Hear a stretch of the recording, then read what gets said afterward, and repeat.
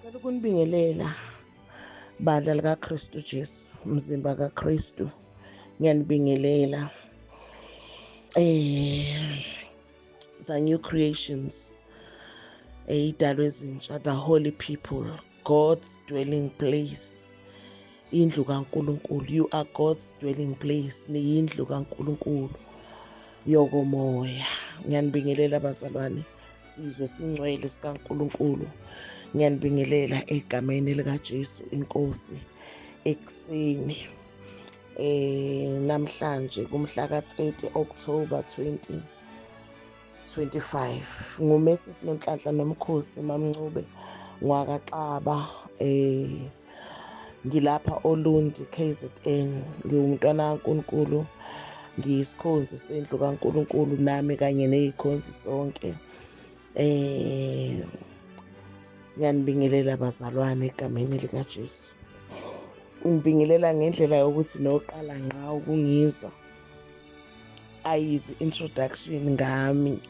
Amen bazalwane. Cha bazalwane, ake ngibonge kubantwana benkosi abalokhu bekhona egrouphini belinde umnyama ongenafu.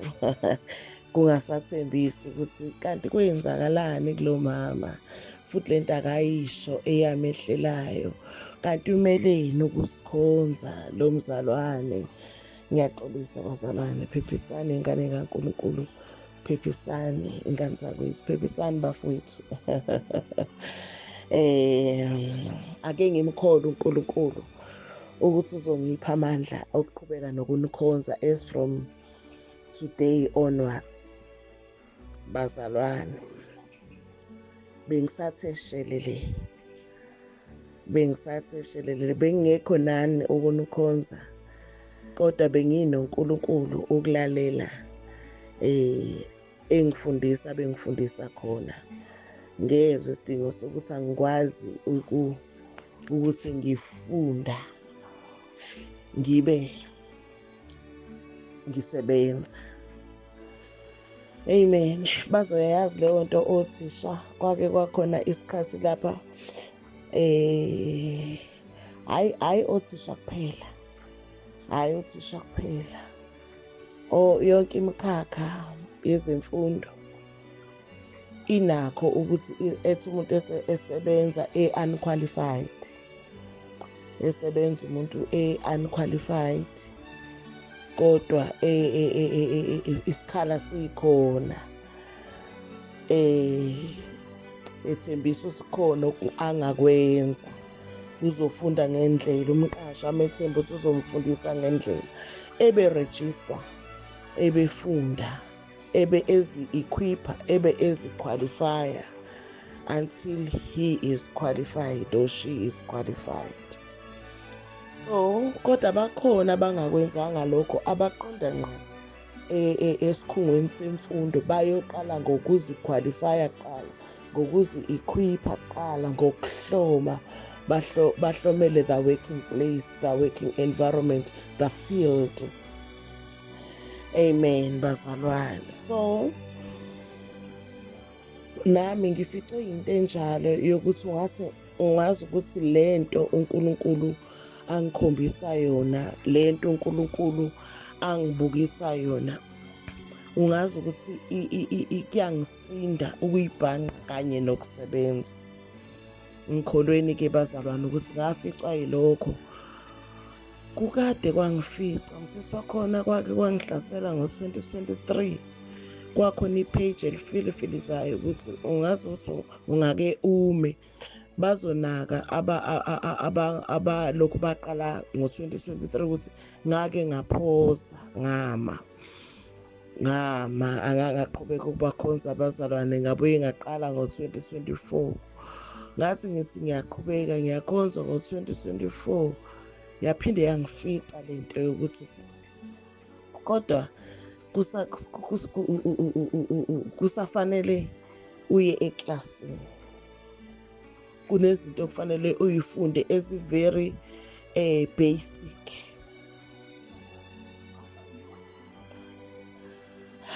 Bazalwane, ezi-very basic njengesikhonzi, njengesisebenzi endlini yenkosi. ukuthi ukhonze ibandla usilele kuzo ukuyiqonda. Zi-very fundamental ukuthi ungakhonza ibandla usilele kulezi zinto. Amen bazalwane, kuzogeja ukwaba kwakho izwi.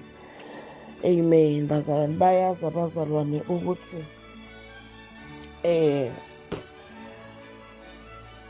bengisathi bayazi abazalwane ukuthi uPaul wake waministera kuTimothy emfundisa ethi laphaya la ku-2 Timothy chapter 2 verse 15 ethi uPaul ngiphethe lana ilokhuza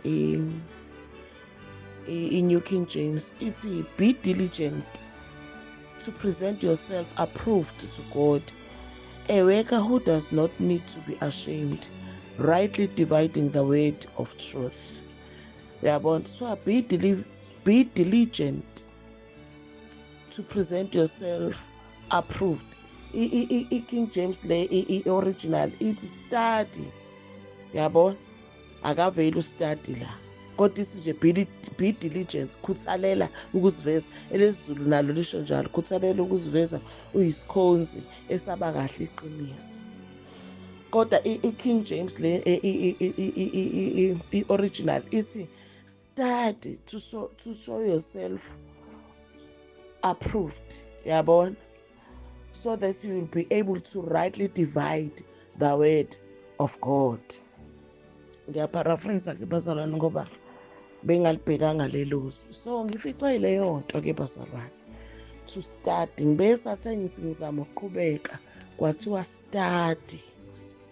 study ngakhonjiswa ama-areas of lack of understanding, of lack of knowledge azolimaza kakhulu abazalwane engibakhonzayo.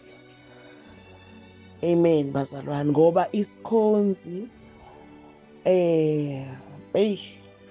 Jesus bafethu siyaziprepare mesizokhonza abazalwane, nami ngiziprepare ukunikhonza. Kodwa uma usuqala usuma phambi kwebandla, you must follow the lead of the Spirit. Uyithola usufunda nje lapho ubungakaze ucabange khona. Njengamanje ngo-Ephesians chapter 4 uzoqala verse 11, kuthiwa uyena futhi owanika abanye ukuba babe ngabapostoli, abanye abaprofethi, abanye ukuba babe abavangeli, abanye abelusi, abanye nabafundisi. Bese kuthiwa ukuze abangcwele, la sekunikeza isizathu sokuthi why uNkulunkulu anikeza laba bazalwane lezi zipho ey'nhlanu. Laba bazalwane hayi ukuthi bangcono kunabanye abazalwane, kodwa uNkulunkulu ubeke kubo. Abanye abazalwane bezwa kabi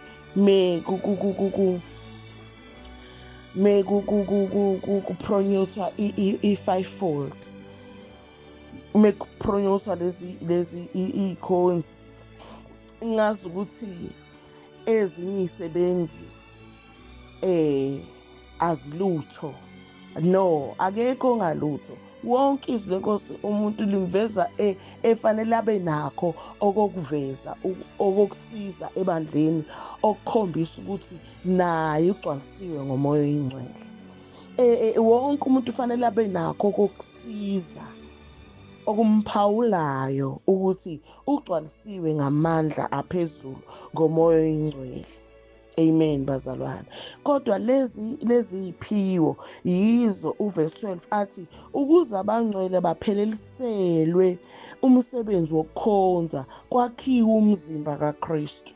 Uyabona ukuthi ubeka kulezi iphiwo ezinyinhla verse 11 ukwakhiwa komzimba, ukwakhiwa kwendlu kaNkulunkulu.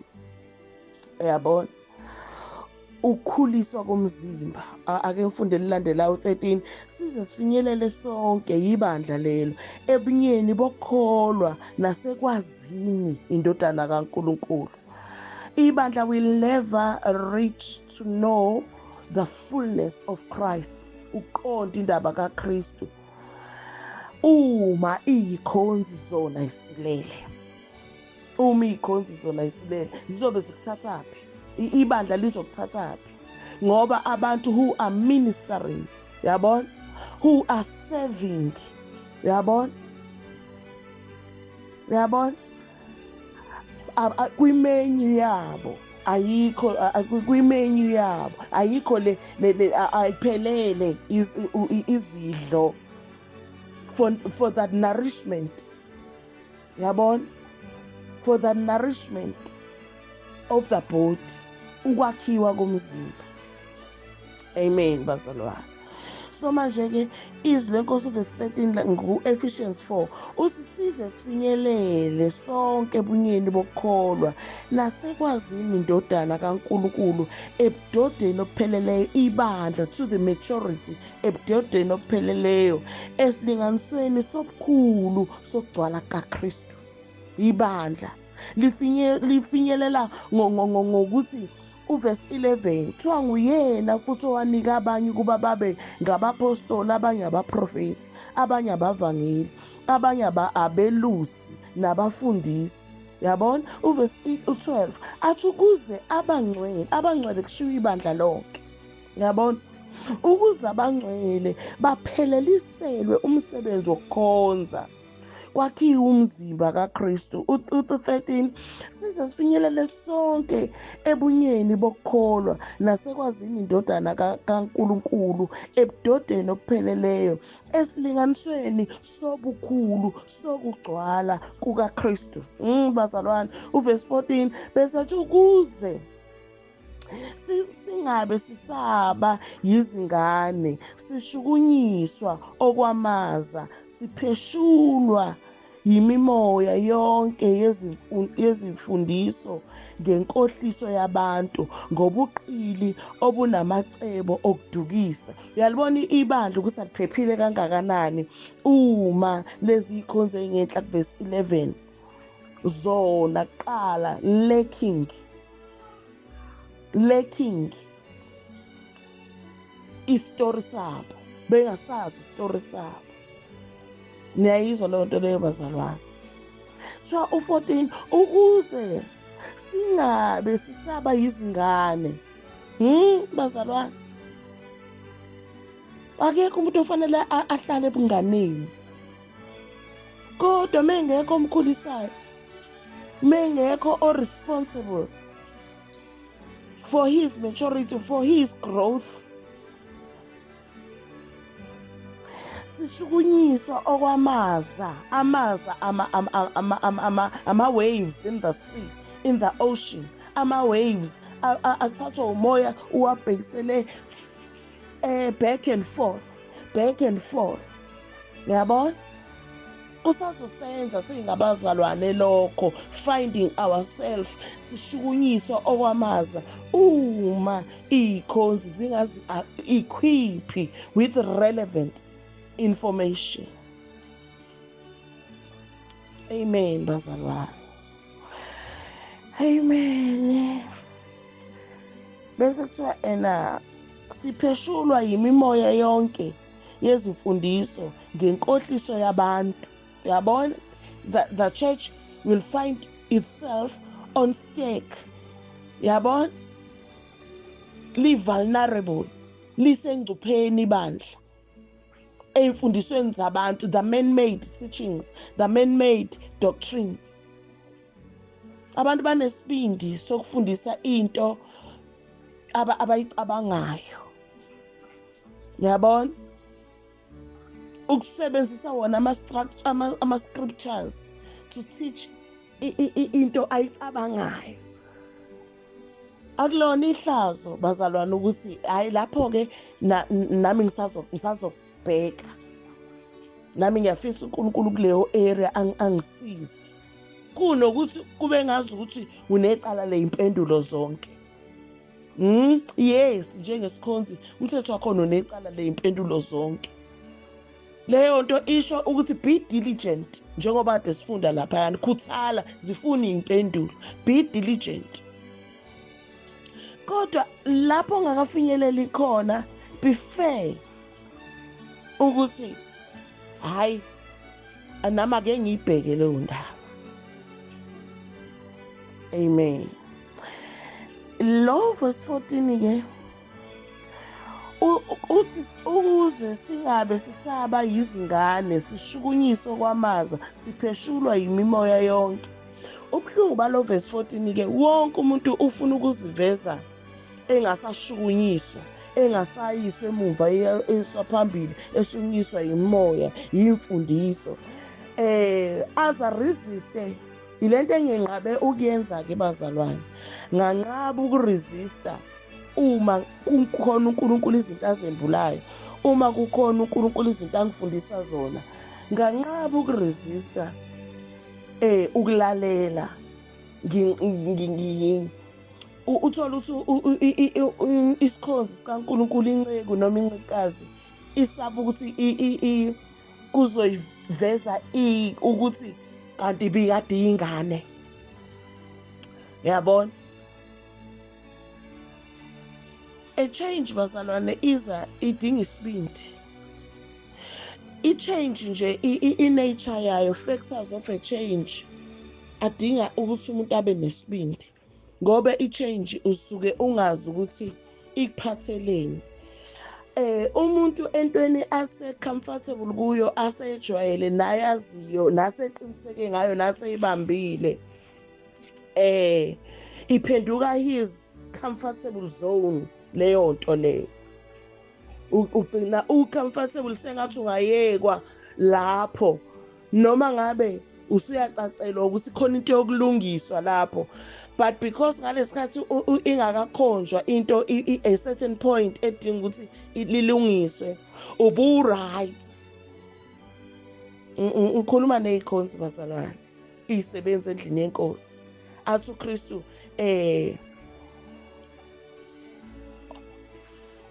laba abantu ababizwa ukuthiwa bazisebenzi kanye noKristu, okuthiwa okungathi uNkulunkulu unxusa ngathi. Yabona bazalwane? So uyazi ukuthi khona umuntu comfortable where he is, where she is, because akakwazi okunye noma akanakho okunye, so has taught himself to be comfortable with what he has, what she knows, where he is, ngoba uzoshonaphi, enze njani. Yabona? Okay. Omunye for example, mhlawumbe umbhede usuze wanengoxo eshona phakathi, mhlawumbe usofa usuze wane ngenxa yobudala noma ngokulimala noma ngasiphi isizathu, kodwa is no longer in a good form, is no longer in a good state. Kodwa ngoba yiwo anawo, has learned to live with as it is, ukuphila nawo, awusebenzise, and has became comfortable. Yabona? Nale ngoxo melele usengena kamnandi kuyo, useyakwazi ukuzifitha in and aba comfortable, I enjoy the whole night, the whole sleep. Kangangokuthi wena osungadala inkinga, wena who you are trying to bring a change, wena ongabona inkinga, wena oqhamukayo, uzame ukuthi ulethe umbhede osesimeni, wena osungadala inkinga kuye ngoba ubese right kulowa mbhede, usothi lo mbhede osuletha manje usuflat, awusenayo ingoxo liyabangena kuyo, afika athi khala katha, mhlawumbe ngabe izinqe zakhe zenze njani, namadola akhe enze njani, khona ishape nje abese ngena kuyo athi xaxa kulo mbhede, sekumnandi kakhulu, and awukho umbhede onjengawo esitolo, and awukho umbhede onjengawo esitolo, and noma evakashile kuphi, she misses or he misses the comfort walowa mbhede ongekho esimeni. Uyazizwa ukuthi akalele embhedeni wakhe osumkhadlisha, osukwazi ngathi usuyamgona, wrong unjalo. Kangangokuthi nje mhlawumbe ingane ithi yenza surprise iyabona ukuthi umphethe kama unjena, umphethe kababa umphethe kagogo unjena, yenza surprise.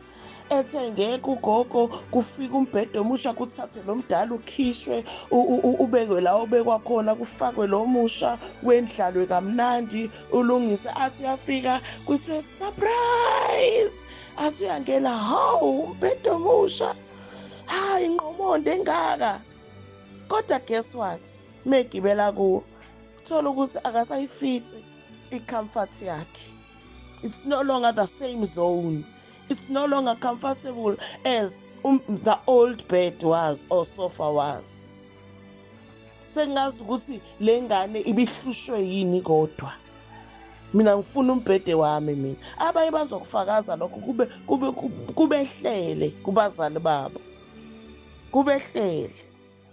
Athi uyabuya mhlawumbe ubukade wenze lokho uselivini. Uhambe phela insuku uthi uyabuya ufica ugogo noma ufica umama sebuyisa umbhede wakhe wathatha lo wakho odulayo nomusha wawuthatha wawusa ngale inganeni lapha wena obuthatha wawusa khona noma wawuthatha wawusa ngale kumfowenu obengenawo umbhede. Uthi uyafica inqomondo yakhe ingale lo mbhede kagogo nengoxo ubuyisile ugogo. Niyayizwa lonto le? I'm trying to ukuveza ukuthi uthola ukuthi kungalehlela ibandla lenkosi especially ikhonzi ukungavumi ukuzwa lutho because bebe right abantwana benkosi with what they learned, they know, they taught, they were taught and they are teaching. Yabona? Because we are taught to teach. Yabona? Amen. Nami ke bazalwane, I started resisting. I resisted. Kakhulu ngamelana ne-change. It was very painful ukuzwa into ezithile engama points abalulekile okushumayela kwami, okuqonda kwami, kwevangeli lami ukuthi kufanele ngiphenduke kuwo. Bazalwane, ibone into yami engishoyo ukuthi ibingencane eyangenza ukuthi ngadela igroup igcwele thousands of people. Yabona? Benginama group awu-3 enabantu belokhu bephuma kancane ngoba ngisekho, bephuma kancane ngoba ngisekho. Enhlizweni yami ngithi nje labo engiyobafica inkosi iyobiqonde bona and angibasola abazalwane abaphumile. It makes sense. Lokhu ukhoxa kwami ngithi ngiyabuya abazalwane ngisathatha ikhefu wasn't make sense.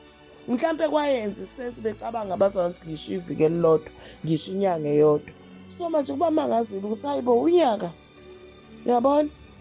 Kanti kwenze njani? Abanye bengithinta emaceleni kwenze njani? Kwenze njani? Others prayed for me. I know you were praying for me. Although ningenalo ipoint ukuthi kukuphi nifayela nithi wena Nkosi uyazi ukuthi incekazi yakhe ihlangene nani yini inkinga yomzalwane. Ngiyabonga abazalwane. Ngiyabonga kakhulu. That wasn't in vain. Ngiyabonga abantwana benkosi. So now I'm back to share with you inkosi kade kwembula kimi, inkosi kade ngifundisa khona. Ngiphethe indaba ezimnandi bazalwane. I'm back with indaba ezimnandi. Kodwa okungenzeka kwehle lento engishilo yombhede ukuthi khona abanga ngamela ukulala kulowa mbhede. Senizwile bazalwane isibonelo engisenzile. Nizwile isibonelo engisenzile. So nami I started there bazalwane. Nginokuthi nje kodwa labazalwane abakhanyisa lento abembula lento bahlushwe yini. Kusale nje ukuthi umuntu ethi ukuthi ngithi bekumnandi umuntu wrong enjalo. we were happy with. Uyazi ukuthi kunomuntu bazalwane, ningibekezelele bantwana benkosi, ningibekezelele. I'm trying to introduce myself that I'm back. Uyazi kunomuntu ongeke akujabulele ukutshelwa ukuthi udukile, because uzobala the miles, the kilometers he has traveled. Abale the kilometers he has to travel back. Ekhonjwa ukuthi phindelene emumva. Angazi noma kwake kwanehlela yini ukuthi nithi niyahamba kuqhamuka nithi niyabuza, kuqhamuka umuntu othi niyaphi, nithi niyasho angazi ngisho ukuthi anitshele ukuthi niduke kangakanani noma esale seniyeka. Anitshela ukuthi niyabona epointini elithile lapho umgwaqo obuthi khona kanje nithi yebo, athi-ke niyilahle lapho-ke. Nivele nibone nje ukuthi we nithi nifuna indlela eyinqamulelayo ukuthi pho mase sila singenze njani. Abazalwane bayawazi u-freeway ukuthi akujikeki kalula noma kanjani. Uyabona?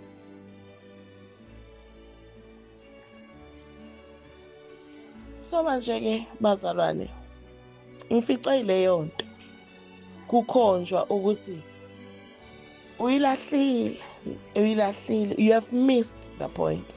Engingani-assurisha ngakho bazalwane ukuthi grace is still grace. Ngashawa uvalo ukuthi is she no longer preaching grace?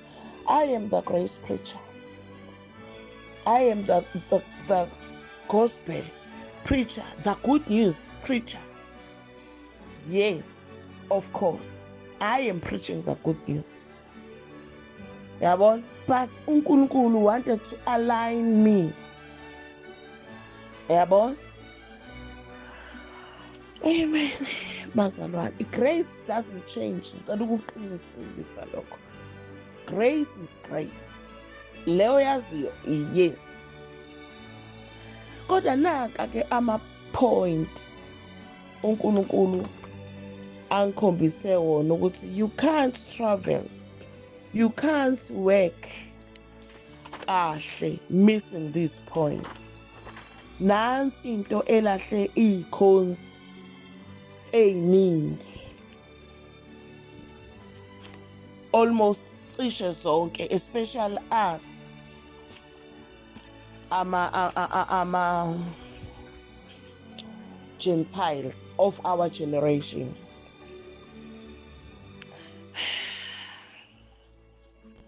Ake ngiqedelele bazalwane ukuthi akulula ukujika kwe-freeway. Ngakezi kulama points lawa. Akulula ukujika ku-freeway ngisho usuzwile ukuthi udukile.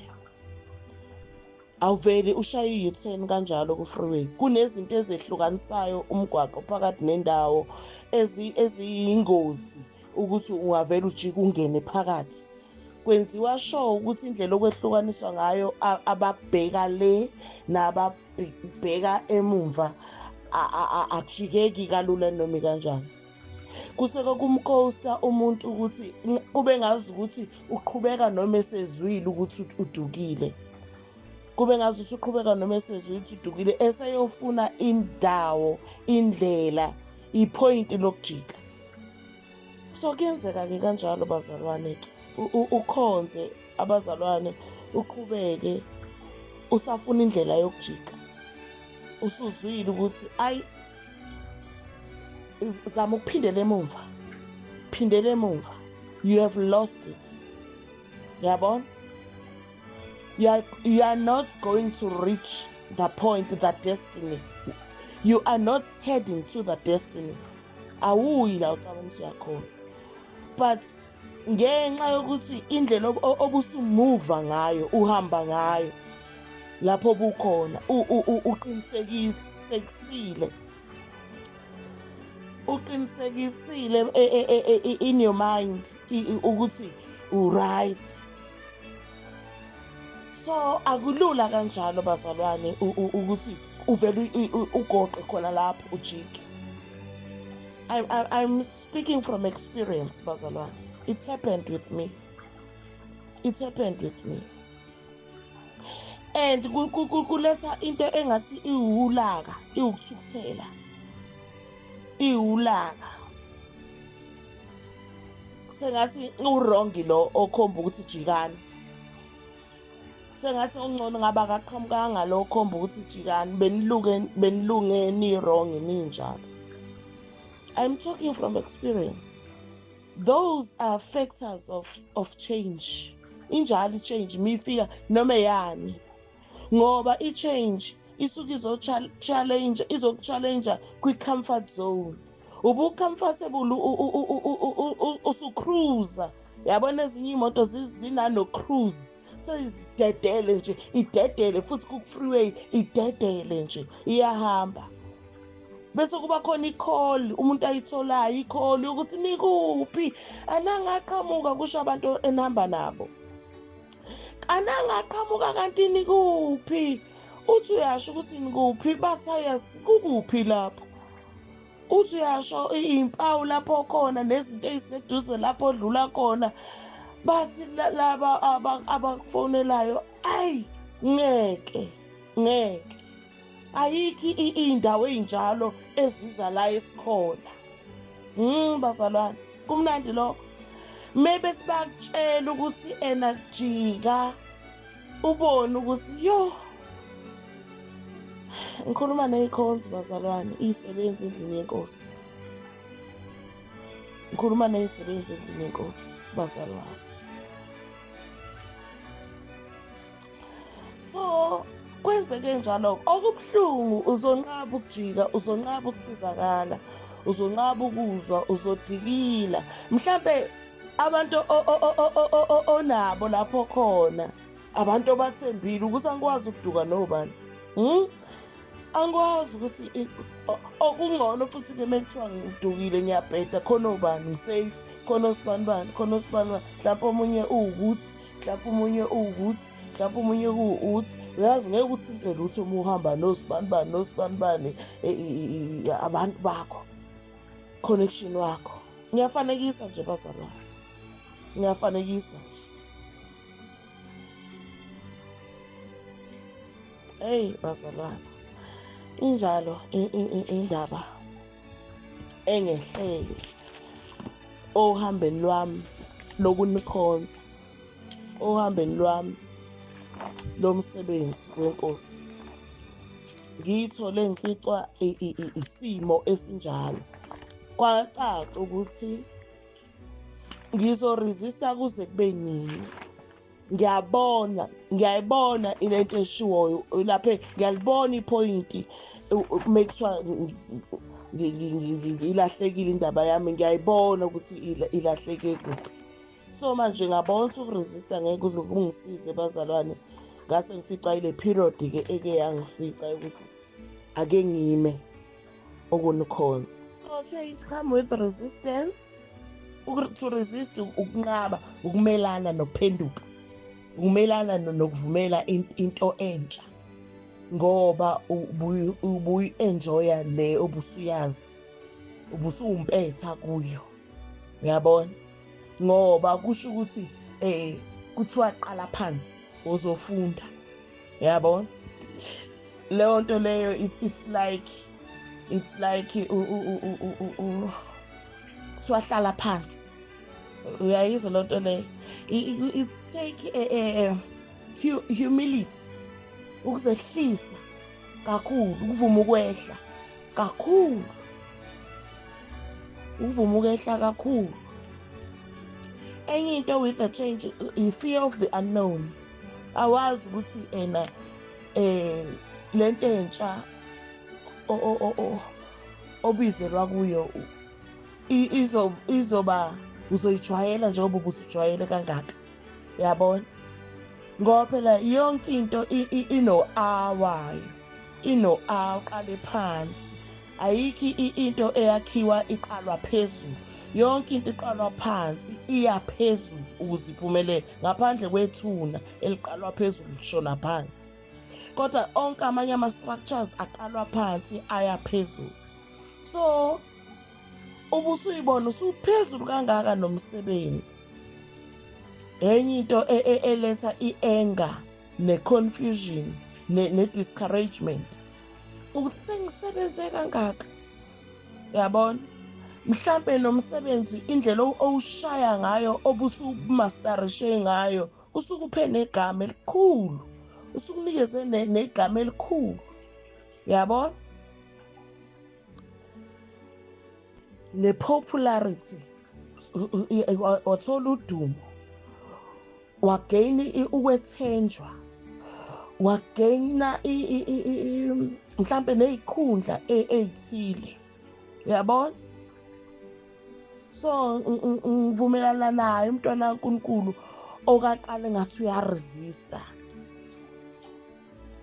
ngoba maybe i-change comes with the loss of control. Sometimes comes with the loss of control, ngoba ngalesikhathi uqala phansi uthi-ke kulungile, ake ngijike, ake ngifunde, iyashintsha iposition yakho, iyashintsha kwesinye isikhathi iposition yakho, yabona. Bengenayo nje i-control kubazalwane abaphumayo egroupini, ngoba bebebanjwa ukuthi ngiyabakhonza, bebebanjwa ukuthi ngiyabakhonza, yabona. You sometimes even lose friends, you sometimes lose abantu abebekuthembile, ngoba you choose ukuma nalento uNkulunkulu akufundisa yona. You lose some of izithandwa zakho nabe bekuthanda, yabona. Kwesinye isikhathi abanye obaluzayo abantu abake bayizwa lento oyizwayo baresista i-change. So wena musuyizwa usuyibamba, bathi thina lento kade sayizwa, lento le siyayazi, lento le usuthatha lento, hayi ngeke babuka ibanga asebelihambile, yabona. Abanye bayadoubt ukuthi iqiniso lento ukuthi they've missed the point, badukile. Saba nokusebenzisa leli gama abazalwane lokuduka, ngoba ngikhuluma nezikhonzi. Ningixolele bathandekayo, ningixolele ingane zenkosi. Abanye experience yabo, iminyaka yabo emsebenzini kungazuthi ihlazo ukusebenzisa igama lokweduka.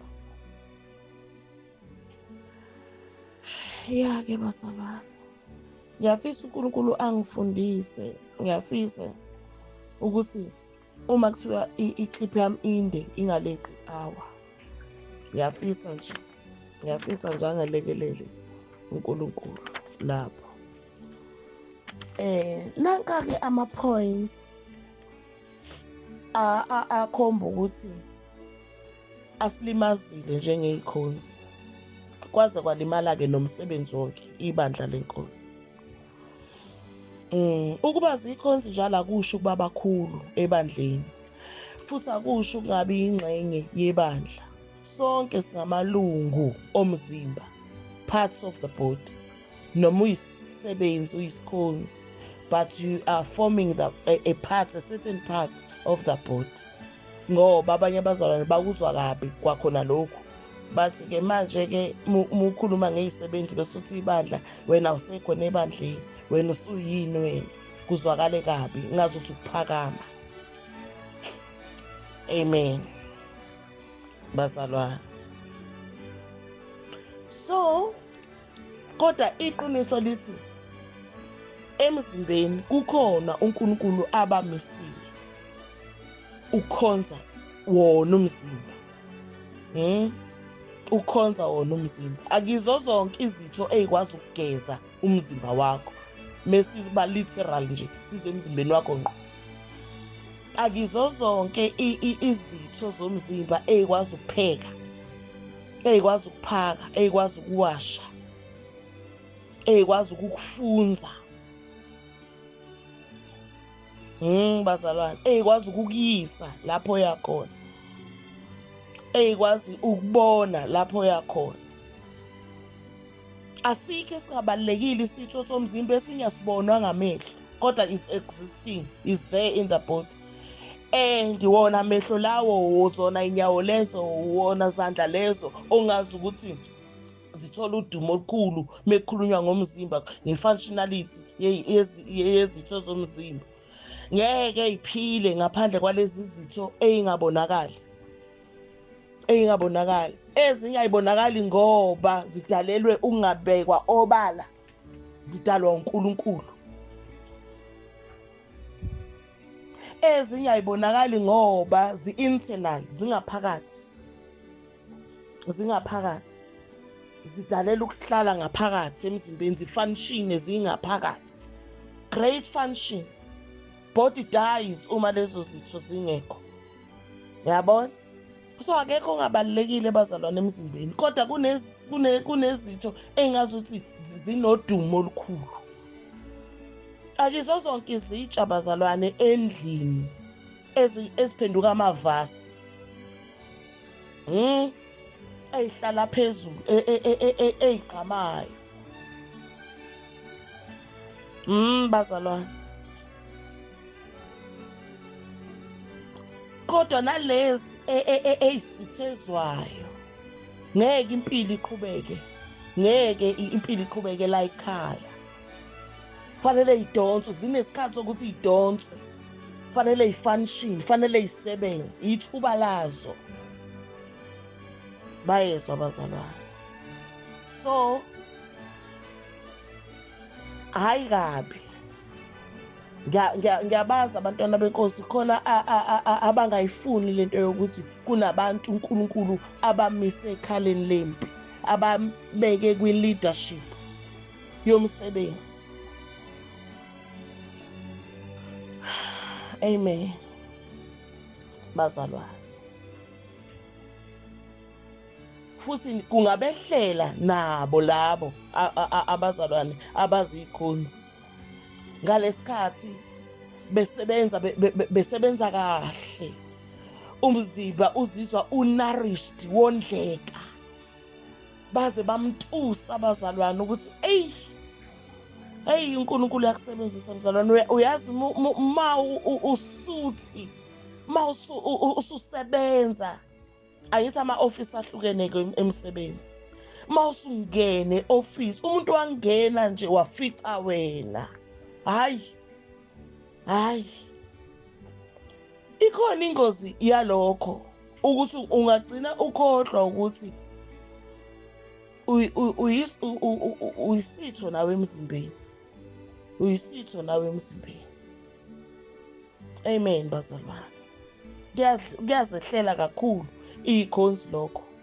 Zigcine zibe puffed up, ziphakame ngalesikhathi abazalwane betusa umsebenzi wazo. Hayi kabi. Bazalwane.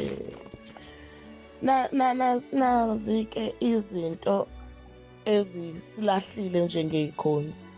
Ukwazi, first point, one.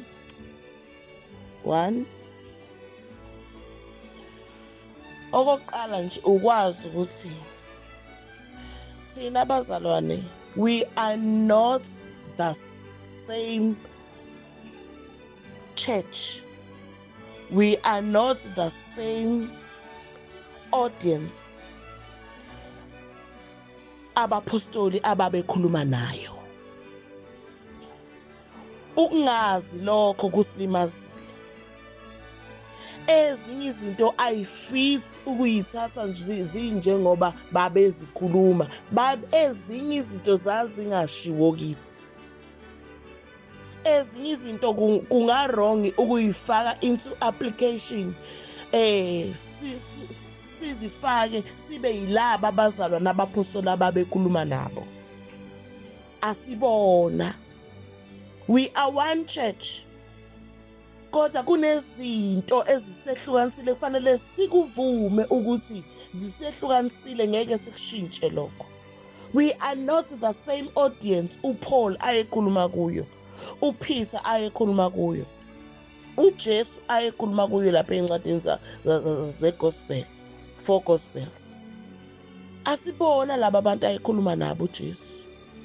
Asibona laba bantu abaphostoli ababekhuluma nabo ngqo. Ukungaqondi lokho, ukungakwazi lokho kuyasilimaza njengebandla esiyilo manje. That is my first point. That is my first point. Akubanga lula ukulamukela nami lelo point. Ngoba ngangazi ukuthi siyibandla, silelo bandla, silelo bandla, and ibandla lamanje ulizwa lifisa ukuba yileli abandla lakudala. Lithi sizwise lawo mandla abafundi bathenjiswa. Uyabona ukuthi sifisa ukuba uma kungasa nje siyibone silapha eJerusalem.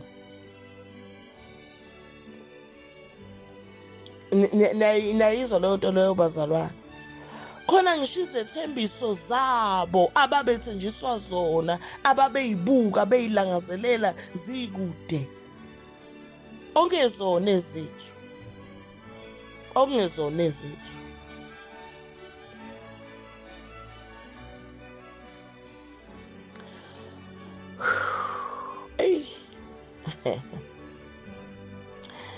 Hayi, ngiphi ithuba ngane yakithi ungilalele mengiqhubeka ngoba vele ngokwesikhathi ngeke ngeqe awe.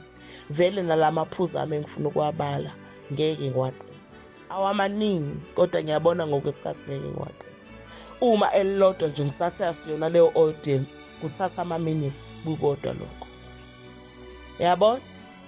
Uma bethi nje abazalwane us beyikhomba bona, bethi we, bethi they, bethi them, ama-pronouns. Yes, ama-pronouns. Amanye awafithi. Ikuphi nje lapho engingafunda khona abazalwane? Vele sengithathe eside isikhathi ngingafundi. Ngimfundile Ephesians 4. Kodwa ake sifunde 1 Corinthians chapter 10. Siqale kuverse 1. Ake ngiqale ngilesizulu. Uverse 1. Ngokuba ngithandi bazalwane, cishe yawe ifoni. Ukuba ningazi ukuthi okhokho bethu bonke babe phansi kwefu, bonke badabula ulwandle. Uyezwa lapho bazalwane? Umzalwane wethu lo uPaul. Yes, bangabazalwane bethu. Kodwa besikhathi sabo. Yes, besikhathi sabo. Yabona? Uthi lo mzalwane ngokuba ngithandi bazalwane ukuba ningazi ukuthi okhokho bethu. Akakhulumi ngokhokho bethu lana oShaka, mina njengomZulu. Nomswati uzokhomba abakhe. Hawu, ngangithi ngiyamazi nje ubani Sobhuza, King Sobhuza, okhokho babo. NabeSuthu kanjalo, namaXhosa kanjalo, namashangane, namaNdiya, namaChina. Ngoba phela ibandla abazalwane asilone lamaZulu. Lelingxaki ibandla selime esizulwini. Ulibona ukuthi laba abasakhumbuli khona umlungu. Ubona sazi abazalwane indlela abakhuluma ngayo abasa-accommodate umlungu. Indlela abasho ngayo. Abasa-accommodate iChina, India. Nezinye izizwe. Mhlawumbe ezinye ezimnyama ziyakwazi ukuyishutheka. Yingakho bazalwane hayi kabi. Kwesinye isikhathi kunezizathu zokuthi asisobe sakhonza nohlanga oluthile. Hayi kabi. Sikholwa uJesu yedwa. Sisindisiwe sonke. Kodwa kunezinto engeke zize yivume nje. Uma amangisi esezenza, uma amandiya esezenza, uma amashayina esezenza, uma amaZulu esezenza. Angiphathi khona sebeyimisa ngokuthi ziyivangeli ngazo uwemukeleka ngazo ngisho enkosini. ake ngedluleke lapho. Kodwa bengifuna ukuthi nje uzwe nje kule verse 1 nje ukuthi uyangena lapho. Ngoba angithandi bazalwane ukuba ningazi ukuthi okhokho bethu bonke lo bethu lo okhokho bethu akuyena obethu wena olalele nje akuwena wabakho. Verse 2 bonke babhabhathiswa kuMose efwini nasolwandle abangena okhokho bakho lapha. Bonke badla kudla kunye kokomoya, bonke baphuza kunye kokomoya, ngokuba baphuza edwaleni lomoya elabalandelayo, idwala lelo lalinguKristu. Laba ikhuluma nabo uPaul la, ile audience yayifisa kulento ayeyisho, okhokho babo. Kepha iningi labo, verse 1:5, uNkulunkulu wayengathokozi ngabo, ngokuba bashaywa phansi ehlane. 6 kepha lokhu kwaba yizibonelo kithi. Lo kithi lo akiwona ukithi webandla ka-2025 of our generation. Yabo? Size singafisi okubi njengalokhu bona babefisa. Yebo, lokho ungasifisa sonke, ukungafisi okubi njengoba babefisa. Lokho is for all generations. Ayikho i-generation eyohamba ihambe ikhululeke ukuthi hayi thina sibona laba abe-generation ababekhuzwa ukuthi bengafisi okubi. Khona ezinye izinto ezingashintshi, engashintshwa isikhathi. Yabona? Verse 7 futhi ningabi ngabakhonza izithombe njengabanye kubo. Ayikho i-generation eyokishaywe ithi angingeni la, hayi phela thina sikhonza iy'thombe asibona labayana. Ngiyethemba ngikhuluma nabantu abaqondayo. uPaul kwenye indawo ululeka uTimothy ukuthi uma ekhonza abantu azi ukuthi lento ayikhulumayo ikhuluma kubantu abanamandla okuyithwala. Nami ngikhuluma nani bazalwane njengabantu engibethembayo ukuthi ngizoba namandla okuyithwala lento engiyikhulumayo. Kuphi lokho uPaul ukusho 2 Timothy chapter 2 verse 1 uthi ngakho wena mntanami yiba namandla emseni okuKristu Jesu. Uyakhumbula ukuthi umusa ngithe nje umusa. Verse 2 lokho okuzwileyo kimi phambi kofakazi abaningi, lokho ke kubeke kubantu abathembekileyo abazakuba namandla okufundisa nabanye. Uyayizwa lonto leyo? So nami I think njengamanje lo mlayezo lokhu kukhonza kwami kuzothola umuntu orelevant. Kuzotholwa umuntu orelevant ozokwazi ukukuzwa, akuhlafune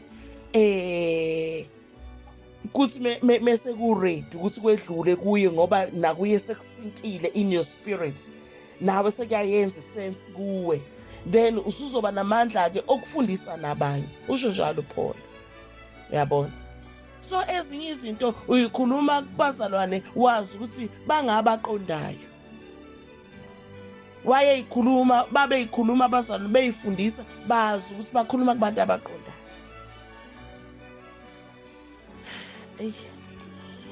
Amen. Verse 8 verse 7 futhi ningabi ngabakhonza izithombe njengabanye kubo, njengokulotshiweyo ukuthi abantu bahlala phansi ukuba badle, baphuze, basukuma ukuba badlale. Ngiyacabanga leyo ndaba ile koDeuteronomy noma Leviticus. Verse 8 futhi asingenzi ubufebe njengokuba abanye kubo benza ubufebe bafa ngalusuku lunye, abayizinkulungwane ezingama-23. So ezinye izinto azishintshwa ama-generations, azishintshwa ama-audience ukuthi akuseyona leyo audience, akuseyona leyo generation, akusesona leso sikhathi. Yabona nje abekho abazalwane, ayikho i-age of people eyoke ibe nolungelo ulokwenza ubufebe. Verse 8 kuthiwa futhi asingenzi ubufebe njengokuba abanye kubo benza ubufebe. So khumbula ukuthi ngithe phela ngikhuluma nabantu abanengqondo. nabaqondayo. Yabo, uyalizwa ipoint ebengilisho mengithi ezinye izinto kufanele sazi ukuthi sikubamba kanjani ukukhuluma, sizwe into efitha that audience ayekhuluma nayo, sikuzwe ongeke kushintshwe yikhathi. Njengoverse 8 nje angeke ushintshwe ukuthi hayi thina sesikhululekile ebufebeni, we are no longer the same audience. Uyayizwa loo nto leyo. Uverse 9, futhi asingayilingi inkosi njengabanye kubo abayilinga babhujiswa zinyoka. Okay. Uverse 10, futhi ningakhononi njengabanye kubo bakhonona babhujiswa ngumbulali. Ingelosi le eyayikhishwe yokubabulala. Amanye ama-versions ayakuveza ukuthi kwakuyingelosi le. Uverse 11, kepha lezo zinto zabehlela bona kube isibonelo kulotshelwe ukusiyala thina osekufikile kithi ukugcina kwesikhathi. Ngiyayizwa loo nto bazalwane. That audience ayekhuluma nayo uPaul, laba bazalwane, leli bandla ayekhuluma nalo at the time of writing, by the time of writing, ngesikhathi ayekhuluma ngaso, ayebalobela ngaso, kubo leso sikhathi sibizwa ngokuthi kulotshelwe ukusiyala thina osekufikile kithi ukugcina kwesikhathi. Le audience ayekhuluma nayo uPaul yayi audience okwasekufikile kuyo ukugcina kwezikhathi. Yabo?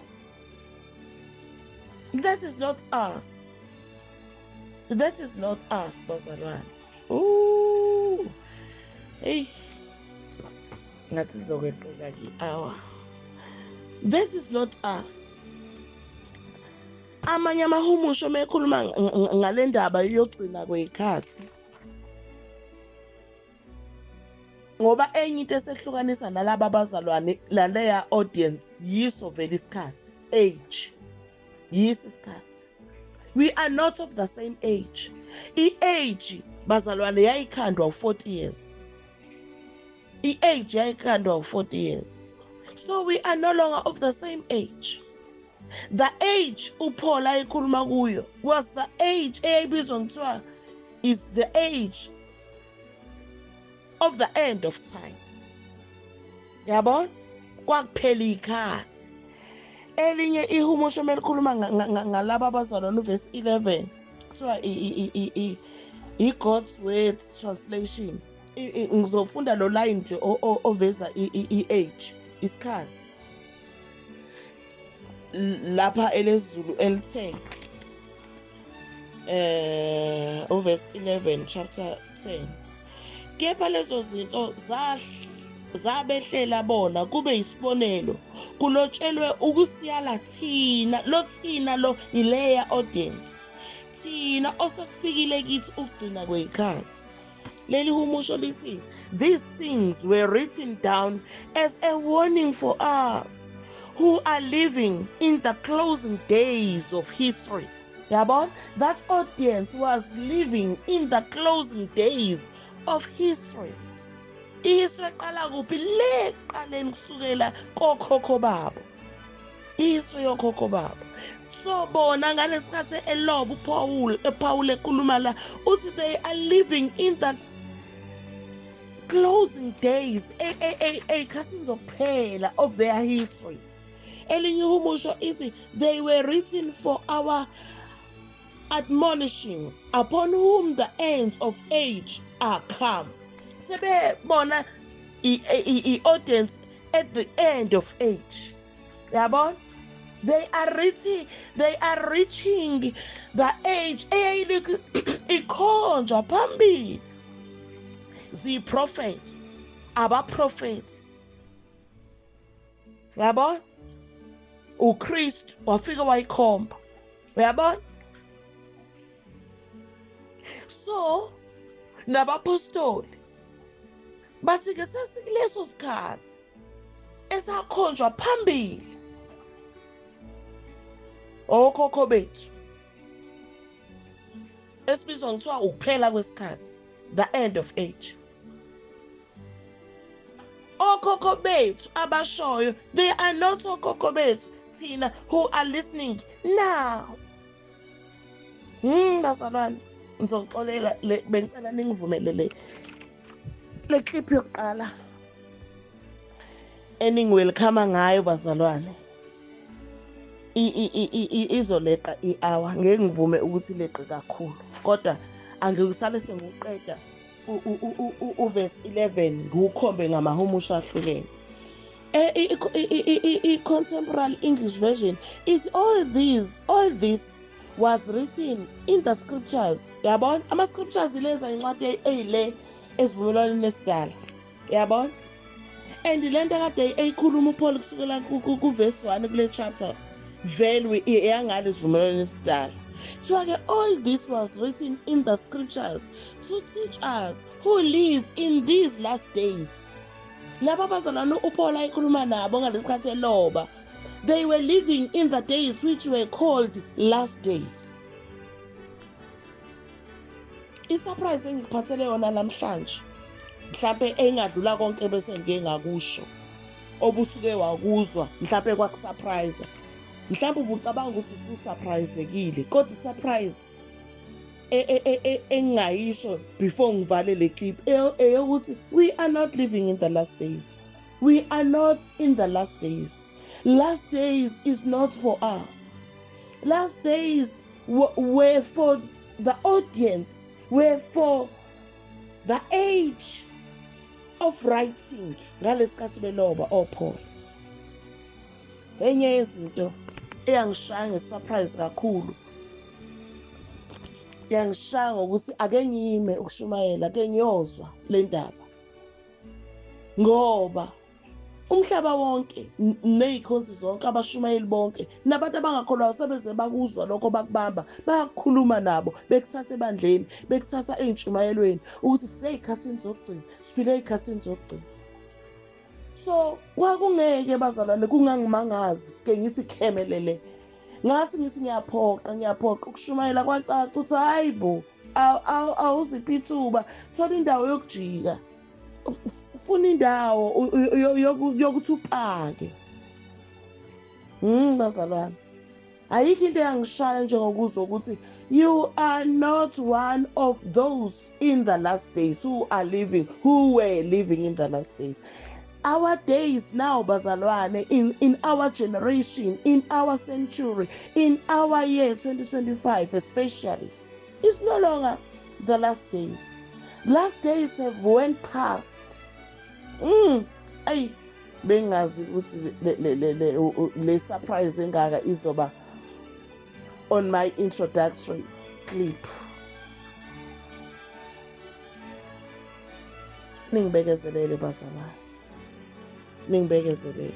Elinye umusho amaningi asho into eyodwa athi these things are written to us who the end of age has come. Amahumusho amaningi angibangi ngisabhala na ukuthi imaphi asho into eyodwa athi these things are written to us who the end of age has come. Mhlawumbe nalelo Bible oliphethe lisho njalo lisi the end of age.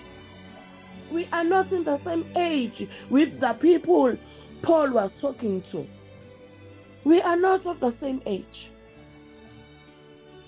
I-age ayibi 100 years. I-age ayibi 1,000 years. I-age ayibi millions of years. It never happened with them. Yingakho kukhona abaphuma eGibhithe abaphelele ehlane kwaku of the certain age, kwangena sengena enye age eKenani.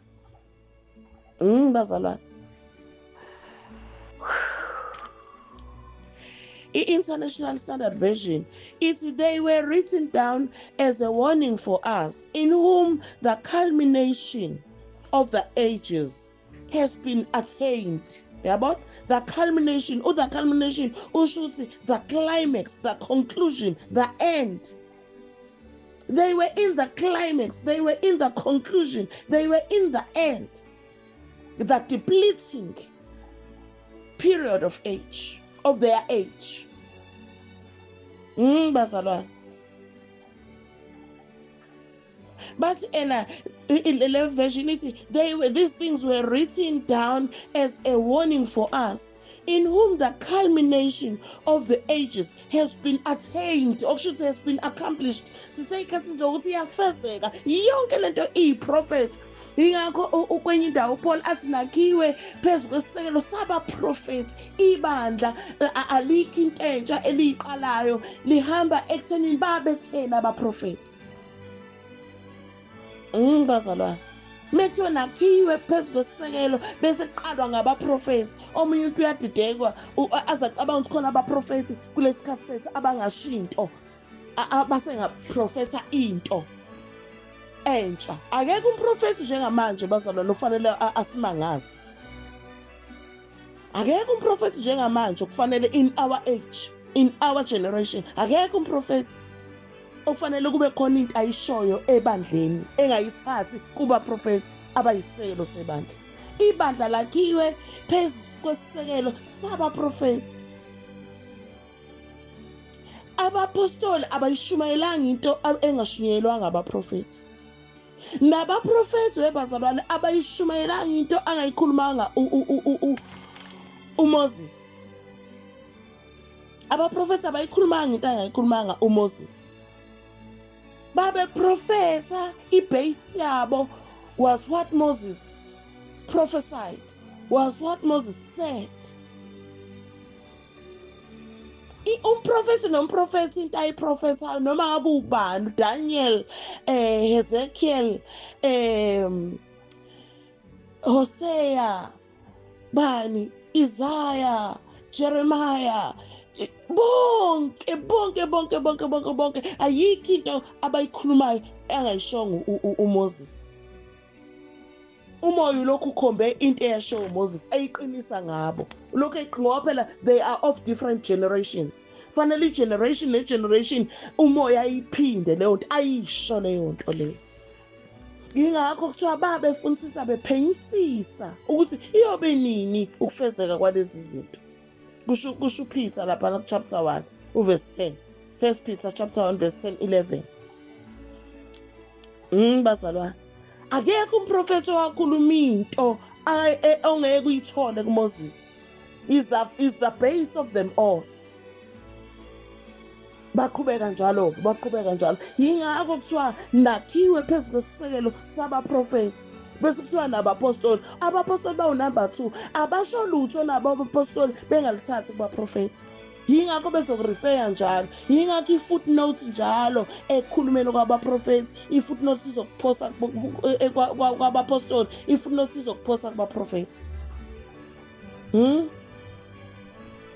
Bese kuthiwa nakuKristu Jesu eyinhloko, eyitshe legumbi. Bazalwane, iphuzu lokuqala ke indlu kaNkulunkulu, ibandla lenkosi, ikhonsi, isebenzi evele yaba sharp band curve sachitheka khona, sashaywa uqonda ikhathi. The relevance of the audience relevance, timing, the age. Ngicela ukuma la bazalwana akakabe esaphela 10 minutes after an hour of my first clip. Usungabathumelela abazalwane abashiya egroupini obaziyo, angibasoli. It makes sense. Nami ngiyakholwa ukuthi ngangobona hayi lo mzalwane unenkinga and akakwazi ukuyishare. Bengakwazi ukushare nani bazalwane, ngisho ukuthi ngimeleni, bengazi ukuthi ngipronounce ngithini kini, ngizongizwa nami besangidida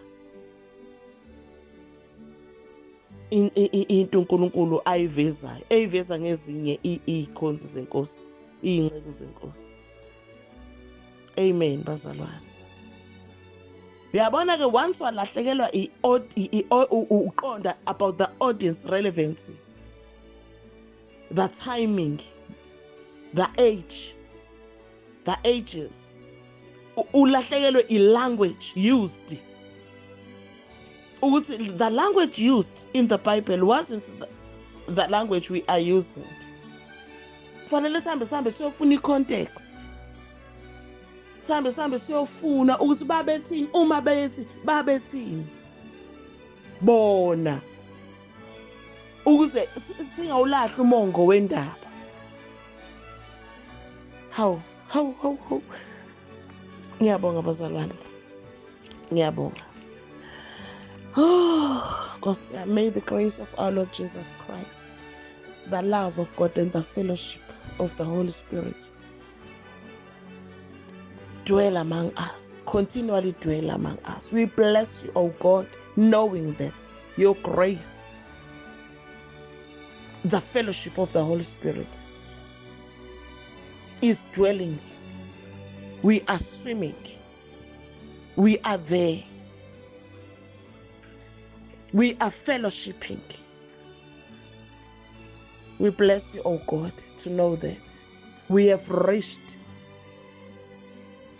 that point of being in Christ, of reaching where we are called to and what we are called for. We pray for the whole church. We pray for the whole of us, for the body of Christ, ukufike esilinganisweni sokuqonda, and siyakhulela khona njalo.